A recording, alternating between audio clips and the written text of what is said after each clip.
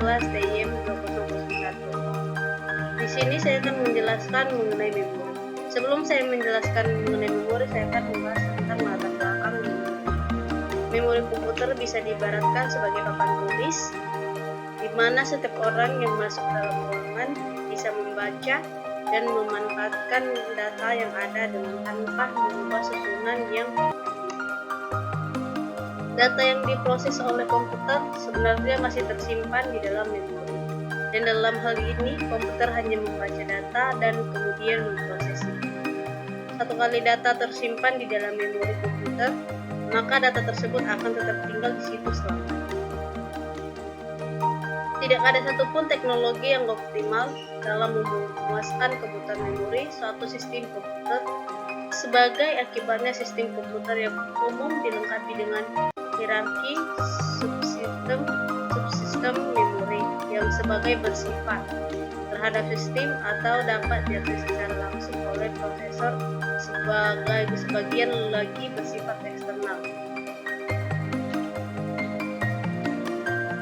Bagian A.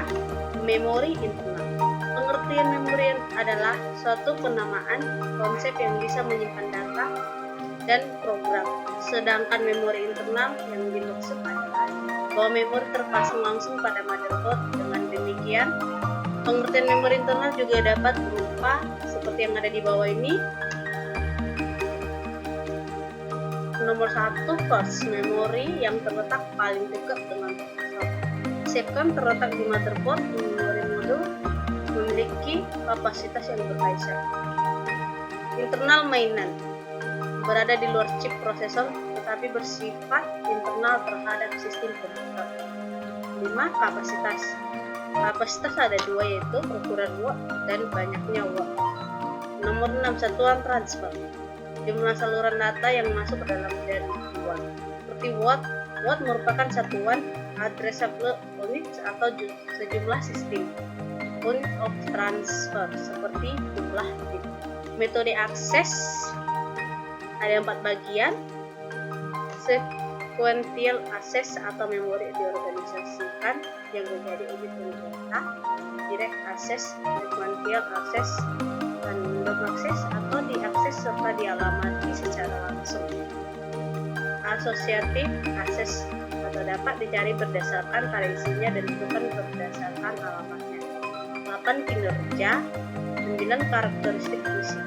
Akan tetapi, pengelompokan dari memori internal juga berbagi atas RAM dan ROM. Bagian B. Memori utama. Memori utama merupakan media penyimpanan yang disusun pada watt atau byte. Kapasitas daya simpanannya bisa jutaan susunan. Setiap watt atau byte mempunyai alamat tersendiri. Data yang disimpan pada random access memory atau RAM ada 4 bagian, yaitu input area, program area, working area, dan output area. 2. Read only memory. RAM static, virtual memory, ROM. ROM ada 3 bagian, yaitu programmable ROM, erasable ROM, electrically ROM. Bagian C. Disk memory. Memori utama yang digunakan sistem komputer pada awalnya dirasakan masih lambat kerjanya dibandingkan dengan karya CPU, sehingga perlu dibuat sebuah memori yang dapat membantu kerja memori utama tersebut. Disk berisi salinan sebagai isi memori utama. Pada saat CPU membaca sebuah watt memori, maka dilakukan pemeriksaan untuk mengetahui apakah watt tersebut berada di disk.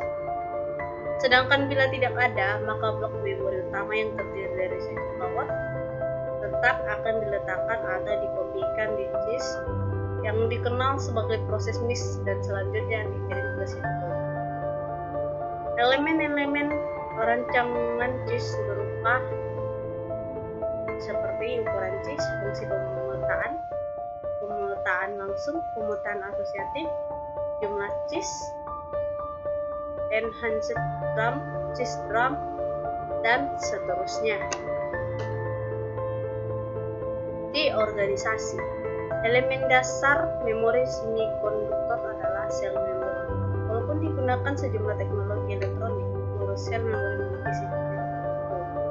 Satu, memiliki dua keadaan stabil untuk representasi bilangan biner 1 atau 0. Bilangan kemampuan untuk ditulis.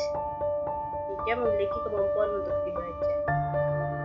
Memiliki kemampuan untuk dibaca ada 3 bagian, yaitu logik keping, pengemas keping, korektor error. Hierarki memori.